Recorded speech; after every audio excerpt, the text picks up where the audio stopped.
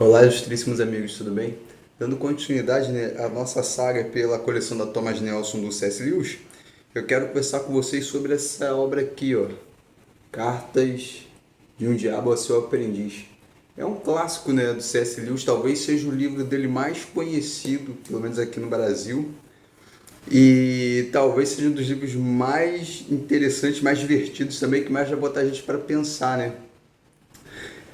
Esse livro, eu não gosto muito dessa capa aqui, do design da capa, mas enfim, não é uma das capas mais bonitas, mas talvez seja um dos melhores livros dessa coleção. Esse livro aqui ele foi dedicado a Tolkien. Tolkien é para quem não sabe, é o escritor, né, do Senhor dos Anéis. C.S. Lewis e Tolkien eram contemporâneos e eram amigos, sendo que C.S. Lewis é anglicano e Tolkien era católico, né? Então isso está muito forte na obra de ambos. Em Tolkien você percebe muito a influência do cristianismo no Senhor dos Anéis, por exemplo. C.S. Lewis nas Crônicas de Nárnia, que é basicamente uma alegoria do cristianismo. E falando em alegoria, esse livro tem aqui também uma forma de alegoria, né? Que ele tenta explicar como o mundo espiritual influencia no mundo físico, no mundo dos homens. Ele cria esse livro aqui. E o que consiste esse livro? Esse livro aqui são as correspondências de um diabo para o seu sobrinho, entendeu? Por isso que é Cartas de um Diabo ao Seu Aprendiz, como está no título. O diabo que manda as cartas é o tio mal danado e ele vai mandar as cartas para o vermelhinho. Então, esse livro aqui você vai ter 31 cartas do tio mal danado para o seu sobrinho vermelhinho. O sobrinho vermelhinho, né, acabou de se formar na academia de treinamento. Essa academia de treinamento é no inferno, né? Então ele é um recém-formado, digamos assim. E o tio dele está dando algumas orientações para o sobrinho, né? De como ele vai tratar o seu humano de certa forma. Porque, e nesse livro aí você vai ter que fazer um exercício, porque sempre que ele se referir a nosso pai, por exemplo, ele está falando do Beuzebu, do Satanás mesmo, do diabo mesmo. Toda vez que ele vai falar sobre, por exemplo, o inimigo, ele está se referindo a Deus. Porque todo o livro é feito a partir da perspectiva do diabo, desse diabo que é o tio maldanado. Então, sempre que ele fala o inimigo, ele está se referindo a Deus. Toda vez que ele fala de verme, por exemplo, ele está falando da raça humana. Então, é um exercício que você tem que fazer de perspectiva, né? Você se colocar na perspectiva do inimigo, do diabo, e a partir daí você vê como ele faz o planejamento dele, como eles se empenham em executar a função deles, que é infernizar a vida da humanidade. Então, a partir desse ponto, esse livro ele vai ser constituído basicamente de 31 cartas do tio Maldanado para o Vermelindo, dando orientações de como ele vai executar a sua função, que é aprisionar, escravizar e infernizar a raça humana. E no último ponto, na última parte desse livro, ele chama de Banquete do Maldanado. Tem um prefácio e esse Maldanado ele faz um banquete no inferno, né? Então, uma cúpula de diabos reunidos, então ele vai fazer um brinde no final. Mas eu queria destacar, para a gente poder ver só como exemplo, é que a carta 18, que como é carta, né? Ele vem sempre escrito assim, meu querido Vermelindo. Ele sempre começa as cartas com esse título, meu querido Vermelindo. E vem. Nessa carta número 18, eu queria destacar alguns pontos, porque, primeiro, ele vai falar que o Vermelindo, apesar de ter estudado com o Remeleca é um professor da faculdade, né, que eles estão fazendo esse aprendizado, e o Remeleca é um professor que ele não considera muito. O Maldanado não gosta muito do Remeleca, né, ele às vezes debocha do Remeleca e tudo mais, mas ele diz que apesar do Vermelindo ter estudado com Remeleca e provavelmente ter visto uma disciplina nessa faculdade que é destinada à questão da tentação sexual, que apesar dele ter passado por esse aprendizado e que por um diabo é até mesmo monótono, né? Porque afinal de contas eles são espíritos, né? Então eles passam por isso para poder perturbar os humanos, para tentar os humanos nessa área. Mas para eles é uma questão bem rotineira. Mas que apesar disso, ele vai passar algumas orientações, de algumas dicas para o Vermilindo ser mais bem sucedido nessa área.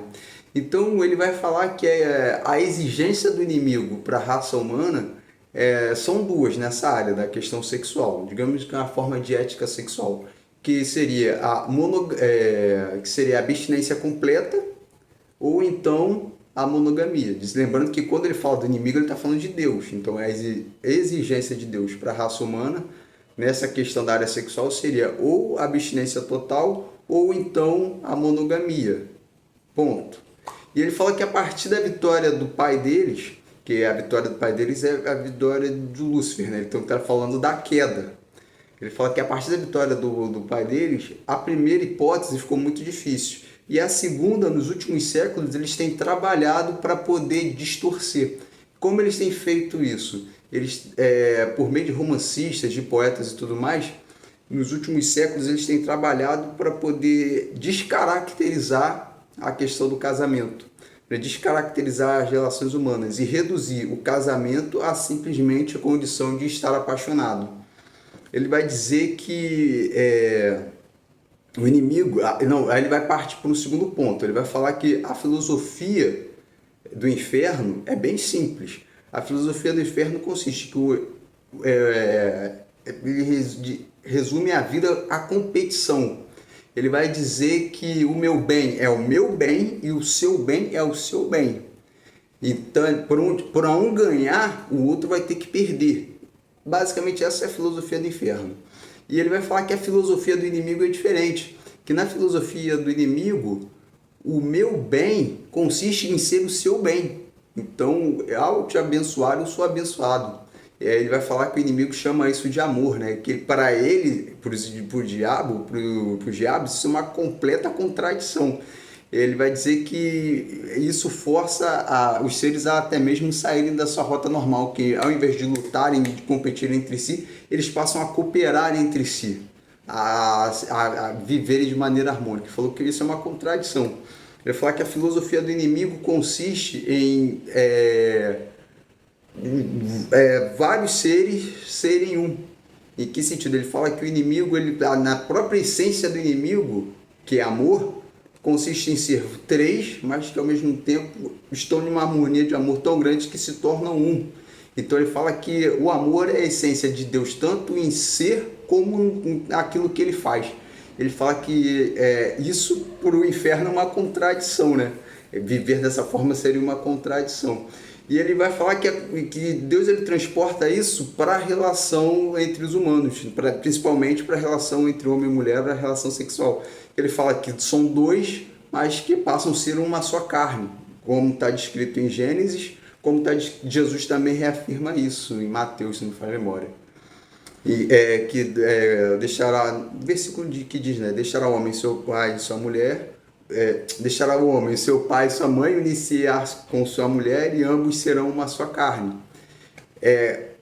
E tamanha a profundidade da questão da relação humana, principalmente no casamento, que é a relação mais profunda que o ser humano pode ter, né, de intimidade com o outro. Dois passam a ser um, e que desses dois que são um, daqui a pouco começa a gerar filhos, que passam a ser 2, 3, 4, enfim. A aritmética de Deus funciona diferente da aritmética normal, digamos assim, que a gente conhece no mundo natural. Onde no casamento, dois passam a ser um, e daí gera 3, 4, 5, porque dessa união forma outros indivíduos, outros seres. E é isso o inimigo ele vai chamar de família, que é como uma espécie de organismo, né? Que são seres independentes, mas que colaboram e que vivem como se fosse uma única unidade, como se fosse um único ser. Ele vai falar que o casal é unido pela afeição e pela relação sexual. A partir daí tem filhos, e esses filhos dependem dos pais, ao mesmo tempo que o próprio Deus cria nos pais uma afeição também, um carinho, um cuidado pelos filhos. Então ele vai falar que isso é um absurdo, de certa forma, da parte da perspectiva do inferno, né? E é contra isso que ele quer combater, e ele vai dando algumas dicas, né, para o Vermilindo de como ele vai combater isso, de como ele vai atacar essa relação. E para resumir, que ele vai falando de vários pontos, mas para resumir essa carta 18, o que ele tem que fazer é descaracterizar a função do casamento, que ele vai falar que é uma relação praticamente transcendental, e reduzir isso a um estado que é temporário, que chamam de estar apaixonado, né? Reduz tudo isso a simplesmente estar apaixonado. E a partir do momento que você não está mais apaixonado pelo outro, você simplesmente descarta. É basicamente isso, de maneira bem resumida, as várias ideias que tem. Eu estou falando só de uma carta, só da carta 18. O livro inteiro vai ter várias cartas que ele vai dando várias orientações para o Vermelhido, e a gente vai vendo como o inferno se organiza para poder infernizar a raça humana. Então é um livro muito interessante, muito legal mesmo, vale muito a leitura, entendeu? E se você não conhece ainda, aconselho fortemente que você conheça. Então é isso, meus amigos, até a próxima. Talvez essa semana a gente volte com mais uma resenha, não sei. Eu acho que a próxima vai ser do Cristianismo Puro e Simples, outro clássico. Mas se você está curtindo, você gostou do vídeo, deixa um like aqui. Qualquer correção, comentário, você deixa aqui no final do vídeo também, que a gente troca uma ideia nos comentários, valeu? Até a próxima, tchau, tchau.